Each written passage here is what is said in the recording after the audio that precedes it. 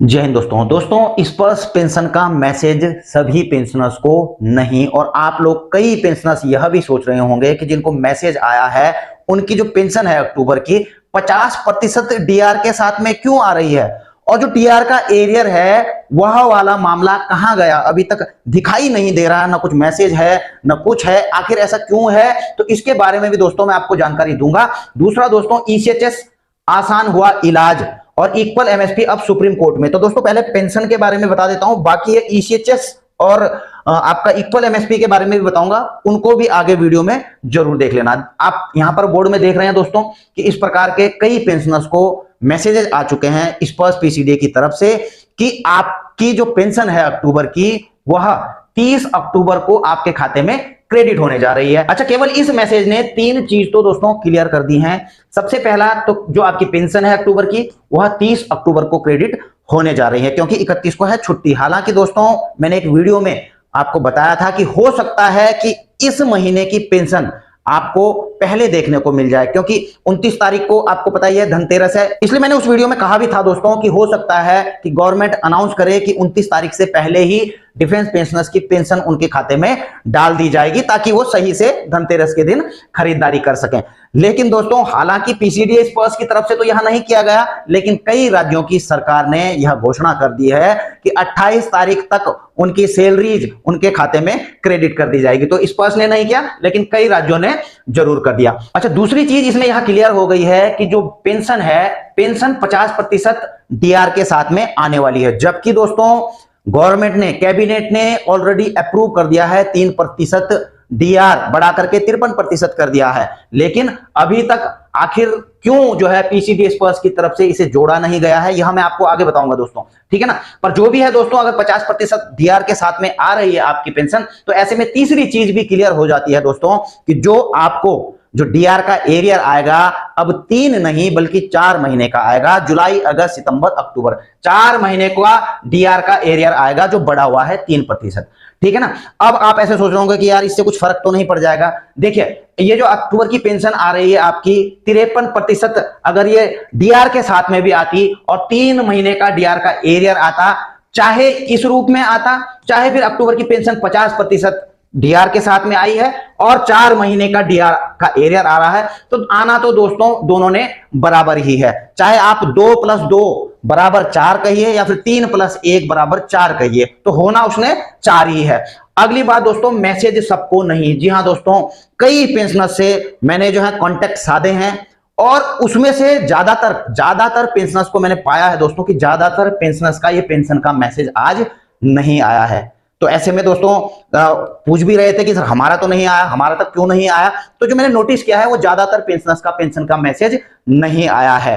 तो ऐसे में दोस्तों चिंता करने की जरूरत नहीं है, हो सकता है कुछों के पेंशन के मैसेज कल आ जाएं, लेकिन सवाल जरूर उठता है क्योंकि स्पर्श से जनरेट हो जाता है मैसेज, तो सबका एक साथ होना चाहिए। कहीं कुछ तब्दीली वाली बात तो नहीं आ रही है, हालांकि ऐसा नहीं होना चाहिए। जब सबका ऐसा आ रहा है तो सबकी ही इसी फॉर्मेट से जो है पेंशन आएगी, जहां तक मैं उम्मीद करता हूं। लेकिन जिनको मैसेज नहीं भी आए, मुझे खुद ही मैसेज नहीं आया दोस्तों, तो घबराने की जरूरत नहीं है, पेंशन आपकी जरूर समय पर आ जाएगी दोस्तों। बाकी डीआर का कोई अता पता नहीं, जो डियरनेस रिलीफ है, देखो मैं आपको बताऊं क्यों अभी तक 53% के साथ में यह पेंशन नहीं है। सबसे पहले मैं आपको बता देता हूं, हालांकि जो है कैबिनेट में ऑलरेडी अप्रूव हो गया था समय के साथ में, ठीक है ना। 21 अक्टूबर को दोस्तों एक ऑफिस मेमोरेंडम भी जारी कर दिया गया था ministry of finance, department of expenditure ने, कि जो सेंट्रल गवर्नमेंट के एम्प्लॉय हैं उनका बढ़ा दिया गया था डियरनेस अलाउंस, ठीक है ना, 1 जुलाई 2024 से। तो जो एम्प्लॉय हैं, जो आपको पता होना चाहिए दोस्तों कि ministry of finance, department of expenditure जो ऑफिस मेमोरेंडम निकालती है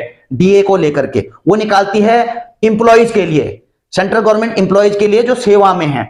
लेकिन और इनकी इस बार बढ़कर के भी आ जाएगी दोस्तों, इनकी इसके अकॉर्डिंग बढ़कर भी आ जाएगी, क्योंकि समय से जो है यह आ गया है।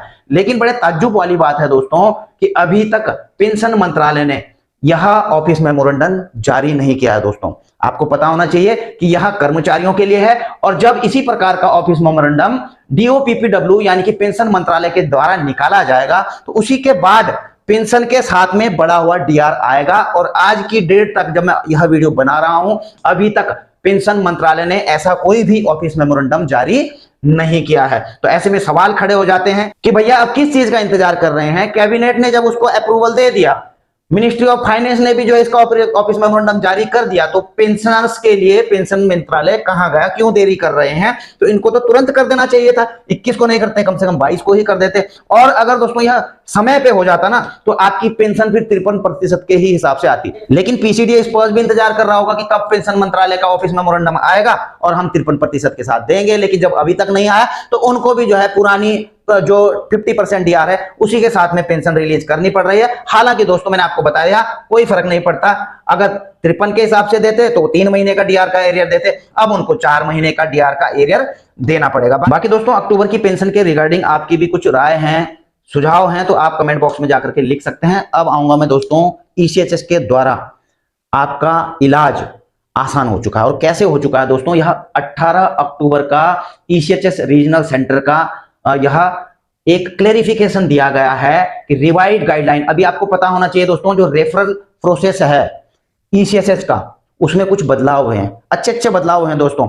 और उसमें और बदलाव क्या हुए थे दोस्तों, यह था वो 4 अक्टूबर का, इसमें काफी चीजें बताई गई थी कि क्या क्या चीजें बदली गई हैं, ताकि जो ईसीएचएस के बेनिफिशियरी हैं उनको हॉस्पिटल्स में इन प्रकार की दिक्कतें जो पुरानी आ रही थी वो ना हो। तो इसमें इस वाले लेटर में एक चीज तो यह क्लियर की गई है, क्लेरिफिकेशन दिया गया है दोस्तों, कि जो इन्वेस्टिगेशन कराते हैं, जब आपको पता है ट्रीटमेंट के दौरान अगर रेफर कर दिया जाता है किसी इम्पैनल्ड हॉस्पिटल में, तो वहां पर क्या होता है, वहां पर इन्वेस्टिगेशंस होती हैं और जो भी इलाज चलता है वो चलता है, ठीक है ना। लेकिन वहां से अगर किसी चीज का टेस्ट करवाना होता है, इन्वेस्टिगेशन कराना होता है, जिनकी कीमत 3,000 रुपए से ऊपर होती है, जैसे कि सीटी स्कैन, एमआरआई स्कैन, ठीक है ना, पीईटी स्कैन, ठीक है, तो ये जिनकी कीमत 3,000 से ऊपर की होती थी, तो उनको क्या किया जाता था, दोबारा से पॉलीक्लिनिक में जाना पड़ता था, वहां से इस चीज को लिखवा करके लाना पड़ता था, फिर जाकर के दोबारा जब वहां हॉस्पिटल में इसको टेस्ट करवाना पड़ता था, तो वहां से पहले परमिशन लानी पड़ती थी। आपको पता ही होगा जो ईसीएचएस में इलाज करवाते थे। तो इस चीज को बढ़िया इन्होंने यह कर दिया है सबसे पहले कि भले ही सीटी स्कैन हो, एमआरआई स्कैन हो, पीईटी या 3,000 से ऊपर के कोई भी जो है इन्वेस्टिगेशन है, तो इसके लिए अब वापस वहां पर पॉलीक्लिनिक से वो परमिशन लाने की कोई जरूरत नहीं है। अगर इन चीजों को स्पेशलिस्ट ने लिखा है, हॉस्पिटल में स्पेशलिस्ट ने अगर लिखा है कि ये टेस्ट होने हैं, तो वो वहीं पर हो जाएंगे, उसके लिए वहां से नहीं लाना पड़ेगा। तो ये एक अच्छी बात है। और दूसरी बात यह थी कि एक रेफरल काम करता था दोस्तों 1 महीने के लिए, जबकि अब इसे कितना कर दिया गया है, 3 महीने का कर दिया गया है। तो ये अच्छी बात है ना दोस्तों, ये इलाज में कहीं ना कहीं एक सुधार है दोस्तों। मैं तो यही समझता हूं कि सुधार है, नहीं तो पहले वहां भागो फिर यहां भागो, तो एक मरीज तो ऐसे ही भागता रहता था, ठीक है ना, कभी पॉलीक्लिनिक में तो कभी हॉस्पिटल में। चलो ये 4 अक्टूबर का था दोस्तों, मोटे मोटे आपको बता दूं इसमें क्या बदलाव हुए थे। एक तो जो रेफरल था पहले 1 महीने का मैंने बताया, अब जो है उसकी वैलिडिटी 3 महीने तक इन्होंने कर दी है, ठीक है ना। और जो कंसल्टेशन थी, पहले 3 कंसल्टेशन ली जा सकती थी, अब 6 बार जो है एक रेफरल पे कंसल्टेशन ली जा सकती है। अलग अलग डॉक्टर से अगर लेनी है तो 3 बार उनको ले सकते हैं। पहले जो पॉलिसी थी 75 साल के जो बेनिफिशियरी थी जो उनको दिया जाता था, उसे घटा करके 70 साल उम्र के जो है बेनिफिशियरी हैं उनके लिए यह कर दिया गया है। और बेसिकली इसमें क्या किया गया है कि जो 70 साल तक के बेनिफिशियरी हैं ईसीएचएस के, तो वो डायरेक्ट उनको वहां पर जाने की जरूरत नहीं थी, वो डायरेक्ट हॉस्पिटल जो इंपैनल्ड हॉस्पिटल हैं ईसीएचएस के, तो वहीं से कंसल्टेशन ले सकते थे, तो उनको वहां पर जाने की जरूरत नहीं। वो पहले 75 था तो अब 70 साल इसको कर दिया है, तो इसको रेफरल की जरूरत नहीं होती थी, ठीक है ना, अब वो 70 कर दिया, तो ये अच्छी बात है, ठीक है। इसके अलावा भी दोस्तों कुछ अन्य सुधार हुए हैं जिससे कि ईसीएचएस के बेनिफिशियरीज को ज्यादा दिक्कत नहीं होगी। अगला है दोस्तों इक्वल एमएसपी को लेकर के, आपको पता ही है हाल ही में दिल्ली हाई कोर्ट की तरफ से जो इक्वल एमएसपी का केस लड़ा जा रहा था उसे रद्द कर दिया गया था, ठीक है ना। तो अब जो है इसको, अब इसका डिसीजन भी आ गया है, आपको पता ही है। अब डिसीजन आ गया है तो आपको पता ही है वॉइस ऑफ एक्सेसमेंट सोसाइटी के जो नेशनल कोऑर्डिनेटर हैं वीर बहादुर सिंह जी ने कुछ इस केस के रिगार्डिंग कुछ जानकारियां भी दी हैं और कुछ आग्रह भी किया है डिफेंस पेंशनर से, एक्सेसमेंट से। पहली बात तो इन्होंने ये जानकारियां दी हैं, आप इसको पढ़ सकते हैं दोस्तों, कि बेसिकली इक्वल एमएसपी क्यों दिया गया है, क्यों जो है इक्वल एमएसपी होनी चाहिए, इन चीजों को लिखा है। दूसरा उन्होंने ये चीज भी लिखी है कि जो ऑफिसर्स लेड संगठन में हैं उनको बाहर आ जाना चाहिए, ठीक है ना। अब इसका कारण आप पढ़ सकते हैं कि क्यों लिखा है, क्योंकि उस केस में भी जो केस लड़ा गया था उसमें भी ये कहते हैं कि मेजर अनीस मुरलीधरन थे वहां पर, ठीक है, अब जो भी है, ठीक है। इसके अलावा दोस्तों इन्होंने लिखा है कि यह आदेश जो अपने आप में विरोधाभास से भरा है, इसकी अपील सुप्रीम कोर्ट में किया जा रहा है। यानी कि अब केस को सुप्रीम कोर्ट में लेके जा रहे हैं वॉइस ऑफ एक्साइजमेंट सोसाइटी, ठीक है ना। अब इसके अलावा दोस्तों इन्होंने एक और निवेदन किया है GCOR से कि न्याय के लिए समर्थन जिस रूप में करना चाहते हैं आगे आए, आपका नैतिक समर्थन भी काफी है। अब देखिए दोस्तों, इसको समझना बड़ा जरूरी है। इन्होंने कहा है न्याय के लिए समर्थन जिस रूप में करना चाहते हैं।